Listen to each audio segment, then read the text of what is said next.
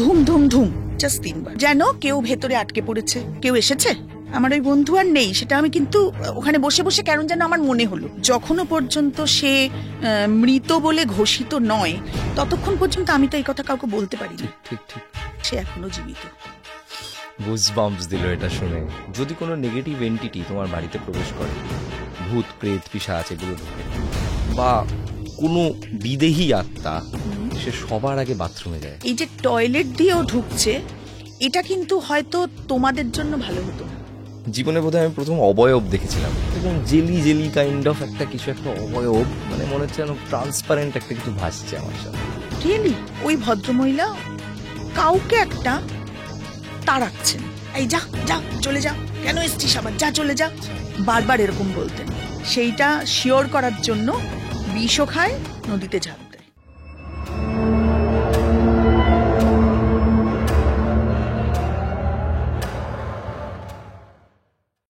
নমস্কার, দেখছেন প্রেত কথা, সম্পূর্ণ নতুন একটি লাইভ পডকাস্ট। এবং আজকের পডকাস্টে আমার সঙ্গে রয়েছেন একজন বিশেষ অতিথি, বৈশালী দাশগুপ্ত। সানডে সাসপেন্সে একের পর এক হিট গল্প বৈশালী দি দিয়েছেন, এবং আমাদের জন্য দুটো বিশেষ ঘটনা উনি এনেছেন এবং আমাদের সামনে আজকে উপস্থাপন করবেন।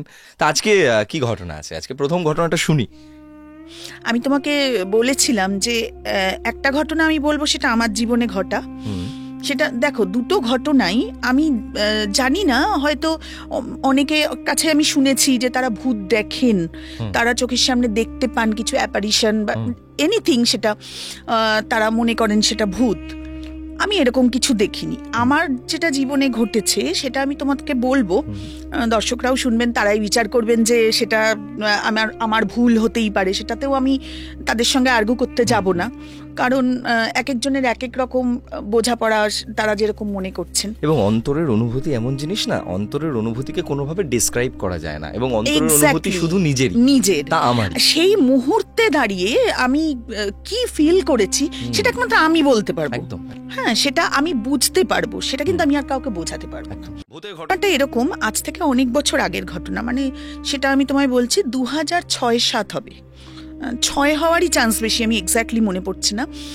আমি প্রথম ফ্ল্যাট কিনি, আমি আগে সোদপুরে থাকতাম, তো সেখানে প্রথম ফ্ল্যাট কিনি। সে একটা ছোট্ট ফ্ল্যাট, একটা 650 স্কোয়ার ফিটের, মানে প্রথম দুজনে চাকরি পেয়েছি, চাকরি পাওয়ার পরে বিয়ে করেছি, এবং আমার মেয়ে হয়েছে তখন আমার মেয়ের বয়স বছর 2-1, 1.5 বা 2 বছর এরকম একটা। তো সেই সময় সদ্য নতুন চাকরি পেয়ে একটা ফ্ল্যাট কেনা, সেটার একটা মজা অন্যরকম ছিল। সেই ফ্ল্যাটের ঘটনা এটা বলি। তার আগে আমি একটু ডেসক্রিপশন দিতে চাই ফ্ল্যাটটার, নইলে বুঝতে পারবে না ব্যাপারটা। ধরো ফ্ল্যাটটা ছিল নর্থ ফেসিং, ঠিক আছে? আমি ঢুকছি যেখান দিয়ে, সেটা ছিল সাউথ, জাস্ট একটা ছোট্ট করিডোর। সেখান দিয়ে ঢুকেই ঠিক উল্টো দিকে তাকালে পরে আমার বেডরুমটা। এবার ওই বেডরুমের ডান পাশে হচ্ছে আমাদের মেন টয়লেটটা। এবার আমি ঘুরে গেলাম বাঁ দিকে, মানে পশ্চিম দিকে ঘুরলাম। পশ্চিম দিকে ঘোরার পরে বাঁ হাতে পড়ছে একটা বেডরুম, তার সঙ্গে অ্যাটাচ টয়লেট, আর মাঝখানের যে জায়গাটা আর কি, মানে ওই দিকের একটা বেডরুম, এদিকে একটা বেডরুম, মাঝের জায়গাটা আমাদের ড্রয়িং কাম ডাইনিং। ওকে, পরিষ্কার হলো? একদম। ডান দিকের যে বেডরুমটা, যেটা নর্থের বেডরুম, তার যে দেয়ালটা, সেই দেয়ালটার এপাশে হচ্ছে আমার সোফা রাখা। ওকে, সোফায় বসলে পরে আমার মুখোমুখি হচ্ছে উল্টো দিকের ঘরের দরজা। তাহলে আমার কি হচ্ছে, সোফায় বসলে পরে আমার পিছনে একটা ঘর, সামনে একটা ঘর, একদম পরিষ্কার। বাঁ দিকে হচ্ছে টয়লেট, বড় টয়লেটটা। টয়লেটটা আমি বারবার বলছি কেন, কারণ ওটার একটা বড় ভূমিকা আছে। এবার আমার মেয়ে তখন খুব ছোট, আগেই বললাম। ও ছোটবেলায় কি করতো, মোটামুটি সন্ধ্যে 6টা 6:30 একদম, মানে ব্যাটারি শেষ, ঘুম। তো আমি ওকে 6টার মধ্যে খাইয়ে টাইয়ে দিতাম, তারপর যে সেই যে ঘুমাবে ভোর 4টে উঠবে, তার আগে আর কোনো ব্যাপার নেই। আমি স্কুল, জানোই আমি স্কুল থেকে তো চলেই আসি তাড়াতাড়ি, 5টার মধ্যে স্কুল থেকে চলে আসতাম। তা আমার হাজবেন্ডের ফিরতে 8টা 8:30। তো এর মাঝখানের সময়টায় আমি রান্না টান্না সেরে রাখতাম, ডিনার ফিনার রেডি করে রাখতাম। তো আমার হাজবেন্ড এলে পরে আমরা 2 কাপ চা নিয়ে ওখানে বসে গল্প করতাম। ওই সোফা, পিছনে আমার মেয়ে ঘুমোচ্ছে, সোফায় বসা আমরা গল্প করছি। আমার বাঁদিকে সেই টয়লেট। আর আমার বাড়িতে চিরকালই একটা নিয়ম হচ্ছে, আমার বাড়ির টয়লেটের দরজা কখনো খোলা থাকে না। মানে লোক থাকলে তো নয়, লোক না থাকলেও নয়। হ্যাঁ, আমার আমার ওইসব আছে আর কি, একটু বাতিক বলতে পারো। তো তখন তো ওগুলো পিভিসির দরজা, বুঝতেই পারছো, প্রথম ফ্ল্যাট, ওই যেটা বললাম একদম সিম্পল একটা মধ্যবিত্ত ফ্ল্যাট, কোথাও কোনো ওই ইন্টেরিয়ারের ব্যাপার নেই, কিচ্ছু না। দরজা মানে তোমার টয়লেটের দরজা পিভিসির দরজা, দরজা বন্ধ, বাইরে থেকে ছিটকিনি দেওয়া। ঘরটা একটু একটা ছোট্ট আলো জ্বলছে, মানে অত জোরালো আলোর প্রয়োজন নেই, দুজনে চা নিয়ে বসে গল্প করছি, এই হচ্ছে সিচুয়েশন। আচমকা ভেতর থেকে, মানে টয়লেটের ভেতর থেকে একটা পূর্ণবয়স্ক মানুষ দাঁড়িয়ে যদি দরজায় 3 বার বাড়ি মারে, ধুম ধুম ধুম, জাস্ট 3 বার, যে জায়গাটা নড়বে, পিভিসির দরজা আবার বলছি, সুতরাং ওটা নড়ছে, যে জায়গাটা নড়বে ঠিক সেই জায়গাটাতে 3টে বাড়ি, যেন কেউ ভেতরে আটকে পড়েছে, বেরোতে পারছে না। সে দুজনেই ওই সময় তোমরা প্রেজেন্ট, বাড়িতে আর কেউ নেই, ঠিক আছে। এবার আমার হাজবেন্ড চা খেতে খেতে ওর প্রথম প্রশ্ন, কেউ এসেছে? খুব স্বাভাবিক। আমি বললাম কেউ এলে সে এতক্ষণ ধরে বাথরুমে থাকতো না। আমি না জাস্ট, আমি জানি না কেন ওই শব্দটা পেয়ে না, সেই যে আমি একটা ভয় পাওয়া শুরু হয়েছে। ওই ফ্ল্যাটটায় আমি না যতদিন মানে ছিলাম আর কি, ততদিন না আমার ভীষণ ভয় পেতাম। ফ্ল্যাটের কিন্তু কোনো প্রবলেম নেই, আমি আগেই বলছি, নতুন ফ্ল্যাট কিনেছি, যে কেউ আগে ইউজ করেছে এমনও না, বা ওই ফ্ল্যাটে আরো অনেকে বাস করে, কারোর কোনো প্রবলেম নেই। এখন আমি ফ্ল্যাট বিক্রি করে দিয়েছি, অন্য লোক থাকে, তাদেরও কোনো সমস্যা নেই, ফ্ল্যাটের কোনো সমস্যা নেই। সেটা কেন আমি বলছি সেটা আমি পরে আসছি। কিন্তু তার তবুও আমার ভীষণ একটা ভয় কেন যেন ওই মুহূর্তে পেয়ে গেছিলাম। আমি পুরো না সোফার উপর পা তুলে বসে পড়েছি, আর না কাঁপছি রীতিমতো। আর আমার হাজবেন্ড উঠে গিয়ে ও দরজাটা শটান খুলেছে, লাইট জ্বালিয়েছে, খুব স্বাভাবিক, ভেতরে কেউ নেই। এবার তোমায় বলি, তোমরা বলতে পারো হাওয়া, আমি ওই ফ্ল্যাটে 10 বছর ছিলাম, তারপরেও ঠিক আছে, কখনো ওখান থেকে হাওয়া আসেনি। তার একটা কারণ হচ্ছে ওটার যে জানলাটা ছিল, ওটা ঠিক জানলা নয়, একটা ডাক্ট মতো, তোমার ওই ফ্ল্যাটের যে ডাক্ট থাকে না, যেটা দেখবে ওপর থেকে নিচ অব্দি পুরোটা নেমে যায়, সবকটা ফ্ল্যাটেরই টয়লেট ওদিকটা থাকে, এবং চারদিকে ওই ছোট ছোট স্কাইলাইট গুলো, ওখান দিয়ে হাওয়া আসা সম্ভব না, ওটা দিয়ে হাওয়া ঢুকবে না। আর এমন হাওয়া ঢুকবে না যেটা কিনা বাড়ি মারবে। এক্স্যাক্টলি, এত হাওয়া এর আগেও কখনো ঢোকেনি, পরেও ঢোকেনি, সেই একটা দিন। আমার হাজবেন্ড তারপরে আমাকে অনেকবার বোঝানোর চেষ্টা করেছে যে ওটা হাওয়াই ছিল। আমি বললাম না, এটা হাওয়া হতে পারে না। আচ্ছা, সেদিনটা গেল। তারপরে আমি মানে স্বাভাবিক, আমি না এই ঘর থেকে ও ঘরে যেতেও ভয় পাচ্ছিলাম। সেদিন রাত্রিবেলা, রাত 12টা 12:30টায় আমার এক বন্ধু আমায় ফোন করে। আমি না এখানে কারোর নাম বলবো না, হ্যাঁ, আমার এক বন্ধু আমায় ফোন করে এবং আমার আরেক বন্ধুর নাম করে বলে, শুনেছিস ও সুইসাইড অ্যাটেম্প্ট করেছে। আমি বললাম এখন ওর কি খবর? এই ঘটনাটা কদিন পর? এটা ওই দিনই, ওই দিন রাতে। ওই দিন রাতে, মানে আমরা শুয়ে পড়েছি রাত 12টা 12:30, সেই সময় আমার কাছে ফোনটা এসেছে। তো আমি তখন বললাম এখনো কেমন আছে? বলে ও কোমাতে। এবার বিশ্বাস করবে না, আমি না ওখানে বসে বসে আমি জানি যে ও আর নেই, আমার ওই বন্ধু আর নেই, সেটা আমি কিন্তু ওখানে বসে বসে কেন যেন আমার মনে হলো, আমি কাঁদছি রীতিমতো। আমি বলছি না রে, ও মনে হয় আর নেই, কোমাতে না, ও আর নেই। ওরা বলছে কেন, তুই এটা কেন বলছিস? সেটা আর আমি বলতে পারছি না। মানে আমি এখন কি করে বলি যে আমি কিছুক্ষণ আগে এরকম একটা ঘটনা হয়েছে, এটা কেউ বিশ্বাসও করবে না, বা ওই মুহূর্তে যখনও পর্যন্ত সে মৃত বলে ঘোষিত নয়, ততক্ষণ পর্যন্ত আমি তো এই কথা কাউকে বলতে পারি না। ঠিক ঠিক। অবাক হওয়ার এখনো বাকি আছে গৌরব। আমার সেই বন্ধু কোমা থেকে ফিরে আসে, সে এখনো জীবিত। গুজবাম্পস দিল এটা শুনে। দ্যাট মিন্স সে সেই সময় আউটার বডি এক্সপিরিয়েন্স করছিল। মেবি আমারও দেখো পুরো গায়ে দাঁড়িয়ে গেছে। মেবি সে সেই সময় আউটার বডি এক্সপিরিয়েন্স করছিল। মেবি সে বেরিয়ে গেছিল বডির থেকে। এক্স্যাক্টলি। আমি অনেক দিন পরে এই ঘটনাটা, তো এটা হওয়ার পর, মানে ও বেঁচে উঠেছে, ভালো হয়ে গেছে, এটা হওয়ার পরে আমি অনেকদিন পর্যন্ত না আমি এটার কোনো যুক্তি খুঁজে পাইনি। তো ফেসবুকের মাধ্যমেই আমার সঙ্গে একজনের পরিচয় হয়েছিল, আমি তাকে একবার ঘটনাটা বলেছিলাম। সে আবার একটু এই ধরনের, মানে আমি বলবো না যে সে তন্ত্রমন্ত্র করে, সেটা নয়, কিন্তু সে পড়াশোনা করে, এই ব্যাপারটা জানে অ্যাটলিস্ট। আমি তাকে বলেছিলাম যে এটা কি ঘটনা ঘটেছিল। সে আমাকে বলেছিল যে হতে পারে তোমার ওই বন্ধুর আত্মা বেরিয়ে গেছিল, সে কিছুক্ষণের জন্য হলেও সে মারা গিয়েছিল, এবং সেই মুহূর্তে সে তোমার সাথে দেখা করতে এসেছিল। হয়তো তোমার দরজা বন্ধ ছিল বলে ও আবার ব্যাক করেছে। তুমি জানো, আমি তোমাকে একটা ইনফরমেশন দিই। আমার এখন তো পডকাস্টের থ্রুতে আমার প্রচুর বন্ধু বান্ধব, কেউ অ্যাস্ট্রোলজার, কেউ তান্ত্রিক, এমন প্রচুর মানুষদের সঙ্গে আমার আলাপ পরিচিতি হয়। তো তাদের থেকে আমি সবসময় কিছু একটা জানার চেষ্টা করি। আমার তো এই সব বিষয়ে সবসময় আগ্রহ।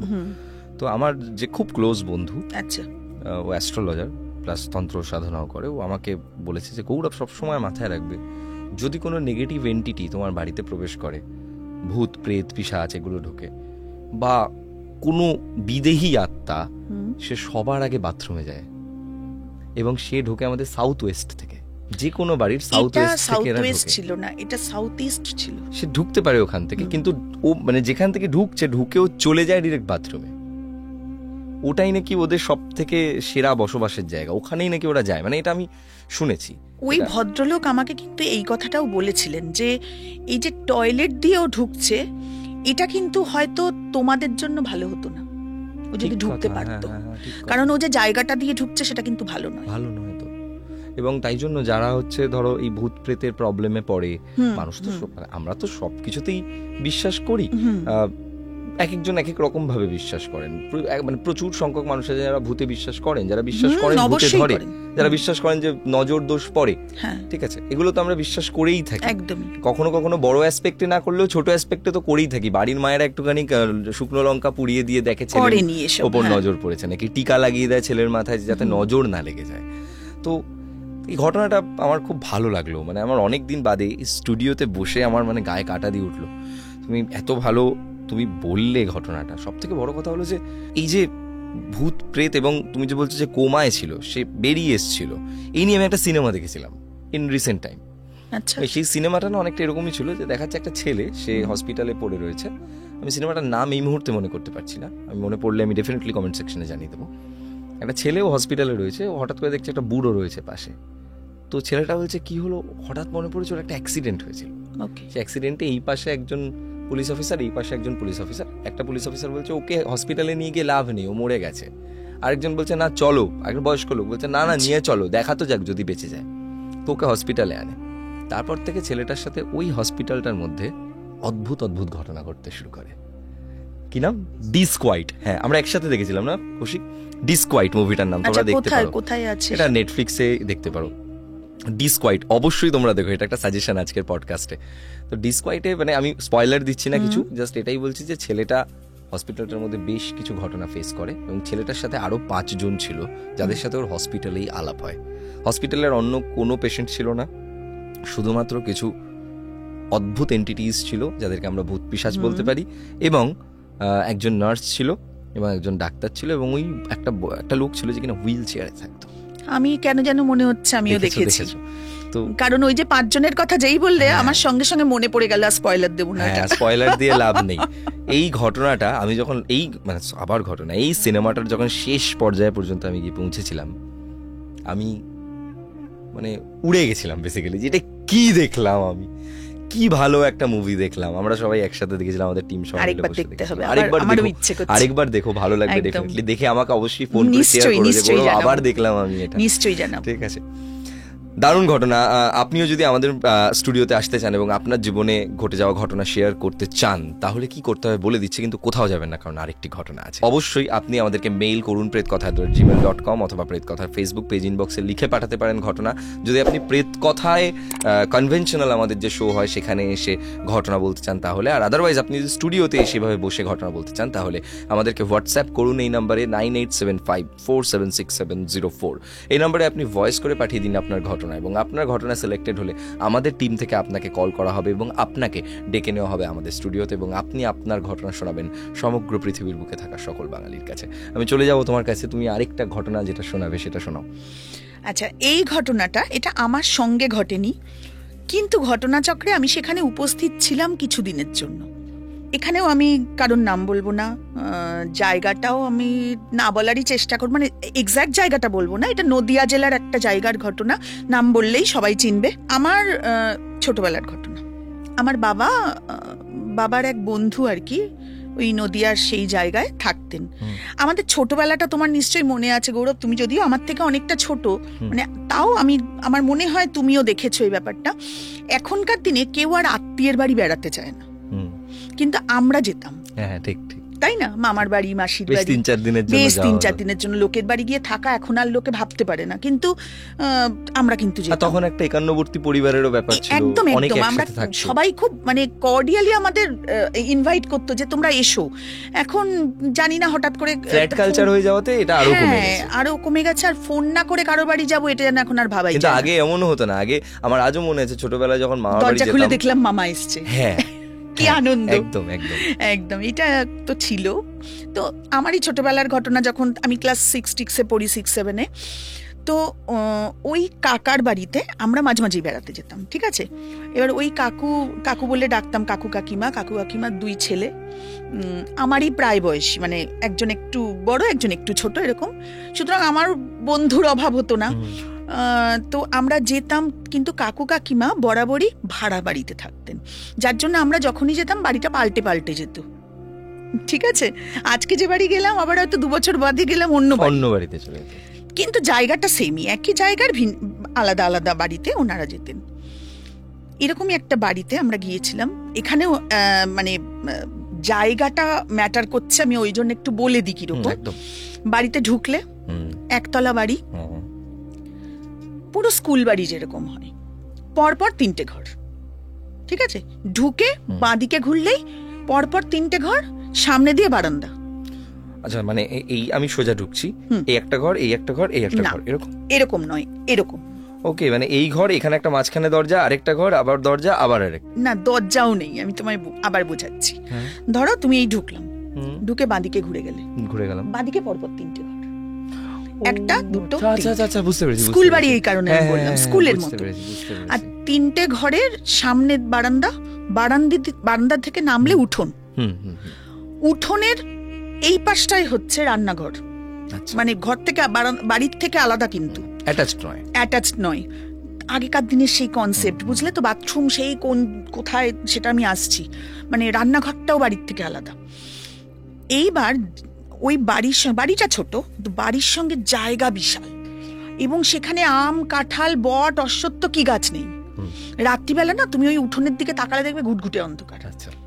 এবার টুইস্টটা হচ্ছে, টয়লেটটা হচ্ছে ওই অন্ধকারটার মধ্যে।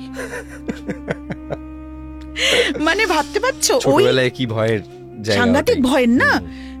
ওখান থেকে গিয়ে মানে টয়লেটটা বেশ অনেকটা, তোমাকে ওর মাঝখান দিয়ে যেতে হবে, এবং ওই জায়গাটায় কোনো ইলেকট্রিক লাইট নেই, তোমাকে হাতে করে হ্যারিকেন নিয়ে যেতে হবে রাতে যদি টয়লেট যেতে হয়। এরকমই ওরা ওভাবেই অভ্যস্ত। আমরা যেহেতু মানে অতটা ইন্টেরিয়ারে থাকতাম না তখন, সেই জন্য আমাদের কাছে ব্যাপারটা খুব নতুন ছিল, কারণ আমাদের বরাবরই বাড়ির ভেতরেই টয়লেট, সবকিছু। তো খুব ভয় পেতাম, আমি রাত বিরেতে না যাওয়ারই চেষ্টা করতাম। খুব যদি দরকার হতো তো মাকে নিয়ে, বাবাকে নিয়ে, তো একটা ব্যাপার ছিলই। তো এরকম আমরা ঘুরে এসেছি। এবার ওই বাড়িতে কাকিমার 2টো ঘরে থাকতেন, একটা ঘরে বাড়িওয়ালা থাকতেন।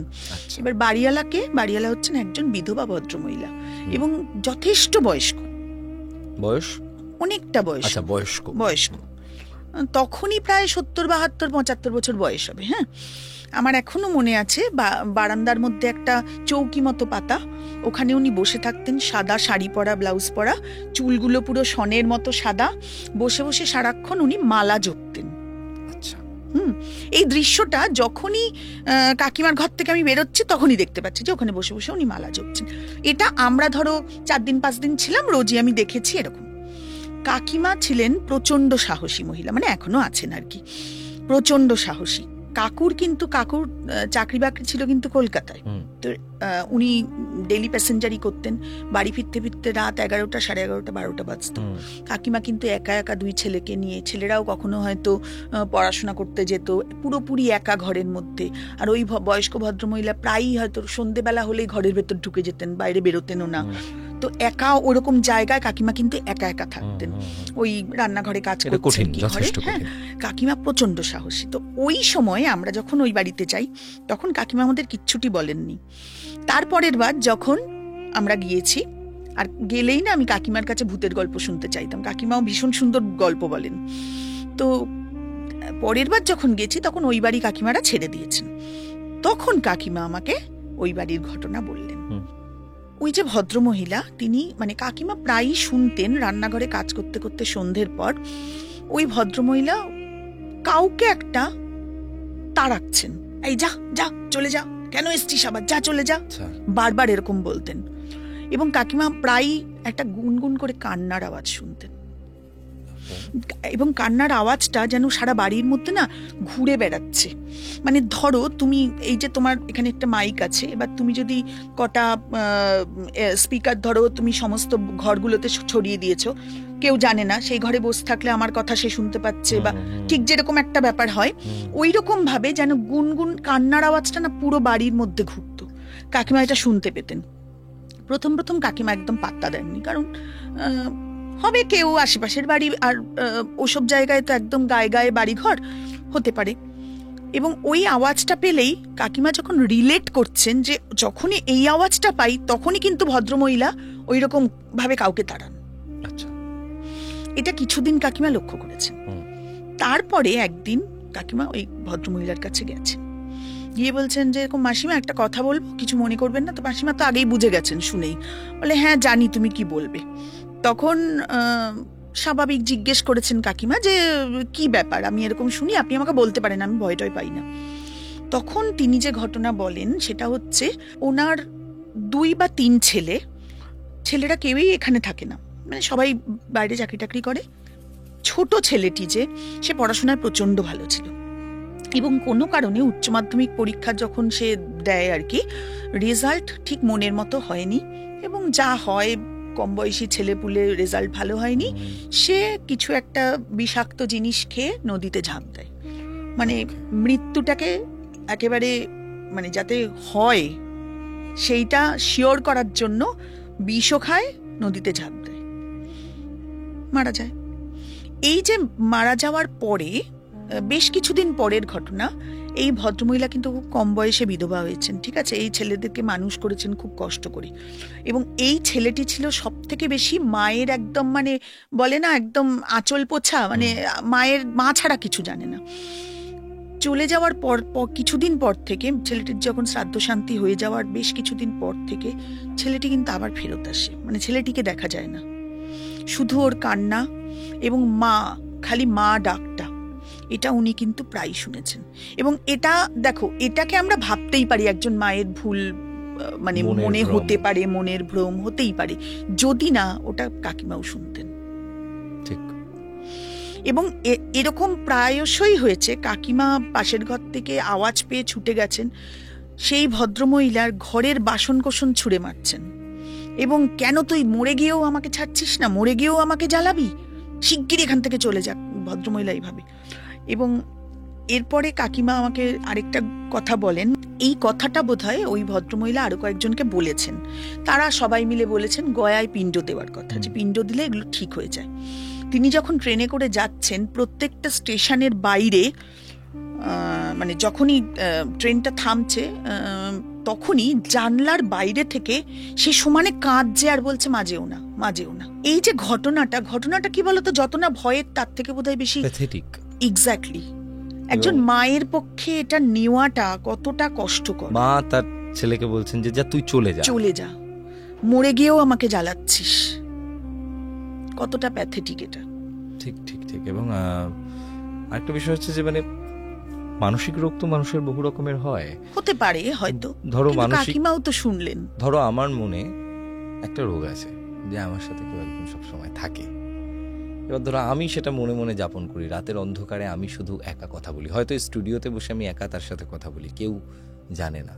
একদিন হঠাৎ করে তুমি স্টুডিওর দরজাটা খুলে আসলে, দেখলে আমি কারোর সাথে একটা কথা বলছি, তুমি বললে এই গৌরব কার সাথে কথা বলছো, আমি বললাম না কেউ না, কিন্তু তুমি বুঝতে পারলে আমি কারোর সাথে কথা বলছি। যেই তুমি স্টুডিওটার থেকে বাইরে বেরিয়ে চলে গেলে এবং তারপর তোমার তার সাথেই দেখা হলো যার সাথে আমি কথা বলছিলাম, মানে যে আমার মানসিক রোগে আছে, সে যদি হঠাৎ করে একটা অন্তত আমি ভাবছি যে তুমি মানসিক রোগের কারণে তাকে দেখছো, অথচ করে বলবে যে সে ভূত নাকি আমি মানসিক রোগী, মানে আমার মনের মধ্যে তৈরি হওয়া ভূত যখন বাস্তবে তোমার সামনে এসে দাঁড়ায়, তখন তোমার কেমন মনে হবে, তখন আপনার কেমন মনে হবে? এটা কিন্তু এক্স্যাক্টলি তোমার সাথে হয়েছে। যদি তার মনের মধ্যে তার ছেলে ভূতও হয়ে থাকে, তোমাদের জন্য তা সব সময় বাস্তব ছিল, কারণ তোমরা সেই আওয়াজটা পেয়েছো। আমি পাইনি, যাই হোক কাকিমা পেয়েছে, সেই পরিবার পেয়েছে এবং তারা রেগুলার পেয়েছে। আর আমি ওই জায়গাটা দেখে এসেছি, মানে ওখানে যদি এটা মনের ভুল হয়েও থাকে, হওয়াটা অস্বাভাবিক কিছু নয়। যেরকম বাড়ির আমি ডেসক্রিপশন তোমাকে দিলাম, তাতে এরকম ধরনের মনের ভুল হওয়াটা অস্বাভাবিক নয়। আবার এটা মনের ভুল না হয়ে সত্যিও হতে পারে। সত্যি হওয়া, আমি তো বললাম কাকিমা তাহলে কেন শুনলেন? ঠিক, কাকিমা তো কিছুই জানতেন না, জেনে এলে পরে তখন না হয় মনের ভুল হওয়ার একটা চান্স থেকে যায়। কিন্তু অসাধারণ ঘটনা এটা, দুটো ঘটনাই এত সুন্দর লাগলো। প্রথমটা তো মানে আমার আউটস্ট্যান্ডিং লেগেছে, মানে গায়ে কাটা দিয়ে উঠেছে।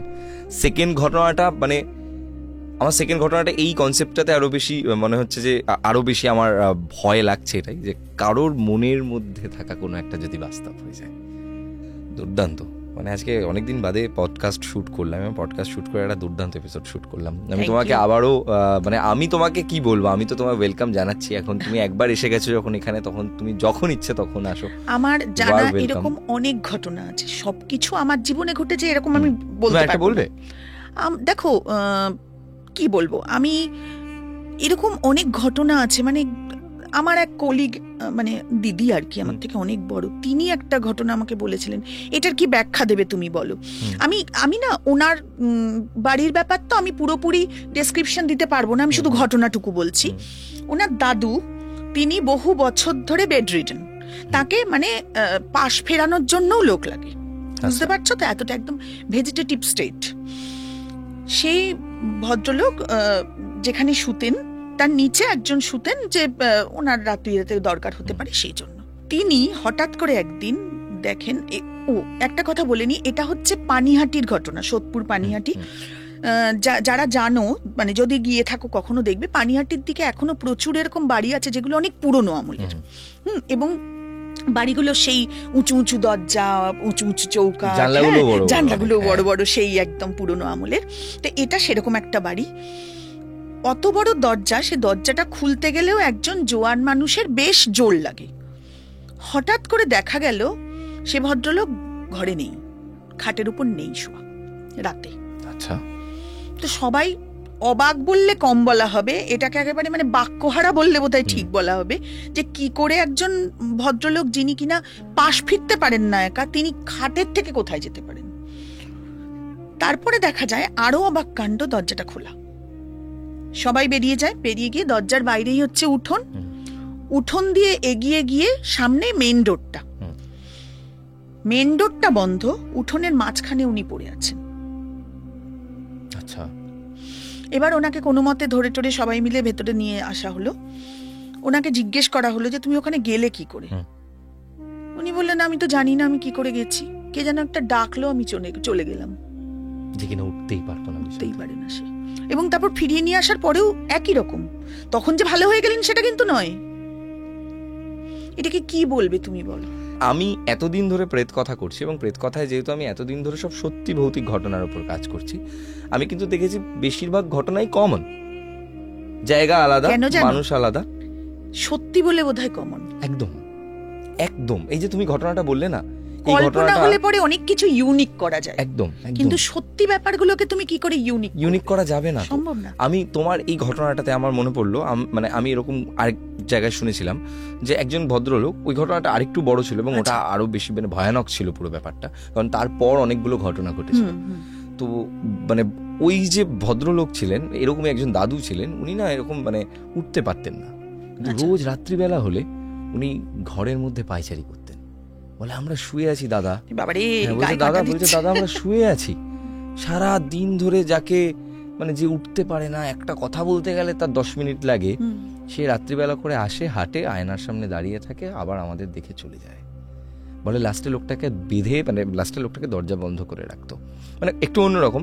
বাট ব্যাপারটা হচ্ছে এখানে আমার ওনার ঘটনাটা ছিল যে ওনার মৃত্যুকে আটকানোর জন্য ওনারা কিছু কাজকর্ম আমি এটা শুনেছি, একটি বাচ্চা মেয়ে এসেছিল না, হ্যাঁ, এটা শুনে আমার মেয়ে প্রচন্ড ভয় পেয়েছিল। এটা আমারও খুব ভয়, মানে আমি এখানে সামনে বসে খুব ভয় পেয়েছিলাম ঘটনাটা। আজকে যেমন তোমার ঘটনা শুনে আমার ভয় লাগলো এরকম।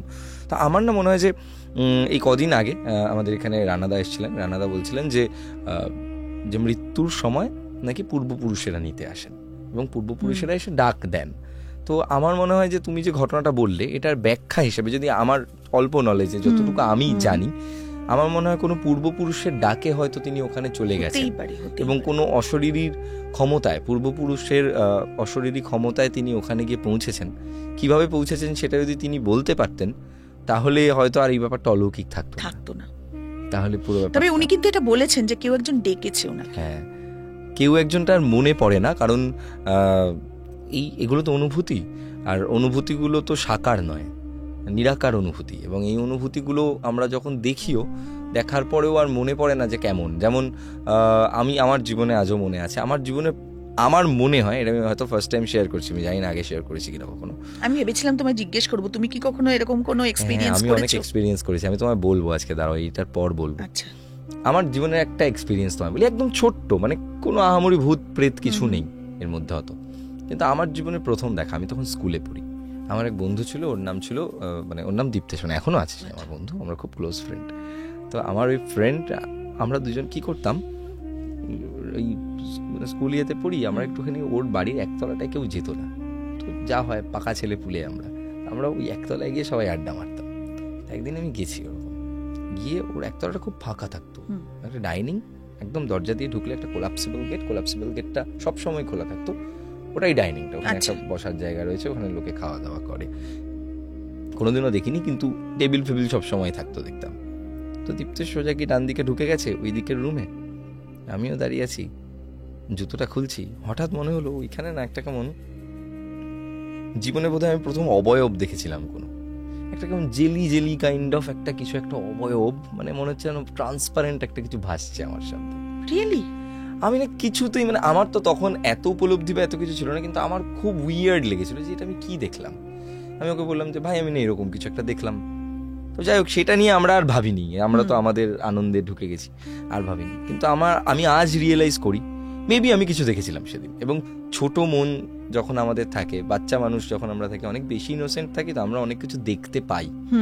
বাচ্চারা অনেক কিছু দেখবে, প্রচুর বাচ্চারা কার সাথে জানি একটা কথা বলে, একদম কে জানে কার সাথে ইমাজিনারি কথা ফ্রেন্ড, বলে। কোনো একটা সবার বানিয়ে একটা নেয়। ইমাজিনারি হ্যাঁ, ফ্রেন্ড আছে, একদম। কার সাথে কথা বলে কে জানে। কত ভিডিওস এমন আছে যেখানে সিসিটিভিতে দেখা যাচ্ছে হ্যাঁ, বাচ্চাটা কারোর সাথে কথা কথা বলছে। বলছে, হাত দিয়ে কারোর দিকে দেখে কাঁদছে, কিন্তু ওখানে কেউ নেই। বড় অদ্ভুত ব্যাপার। তো যাই হোক, আজকে আমি জানি যারা যারা আজকে শুনছে, প্রত্যেকে তোমাকে এখানে আসার জন্য আবার পাগল করে দেবে, ঠিক আছে?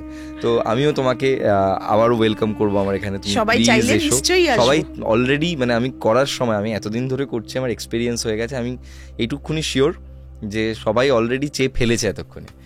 এবং আপনারাও কমেন্ট করবেন, কমেন্ট করে জানাবেন আজকের ঘটনাগুলি কেমন লাগলো। এবং তার পাশাপাশি আরেকবার মনে করিয়ে দিই, আমাদের স্টুডিওতে আসার জন্য কি করতে হবে, আমাদেরকে হোয়াটসঅ্যাপ করুন 9875476704 এই নাম্বারে, এবং আপনি ভয়েস করে পাঠান আপনার ঘটনা পছন্দ হলে আমরা আপনাকে ডাকবো আমাদের স্টুডিওতে, এবং আপনি এসে সকল পৃথিবীর বাঙালির কাছে আপনার ঘটনা শেয়ার করবেন। এবং আপনি অবশ্যই চাইলে আমাদের হোয়াটসঅ্যাপ কমিউনিটি চ্যানেল জয়েন করতে পারেন। আমাদের হোয়াটসঅ্যাপ চ্যানেলের লিঙ্ক দেওয়া রয়েছে ডেসক্রিপশনে, সেখান থেকে আমাদেরকে খুঁজে পাওয়া খুবই সহজ। আমি গৌরব ছিলাম আপনাদের সঙ্গে, ক্যামেরার পেছনে রয়েছে কৌশিক, এবং আজ আমার গেস্ট ছিলেন বৈশালী দাশগুপ্ত।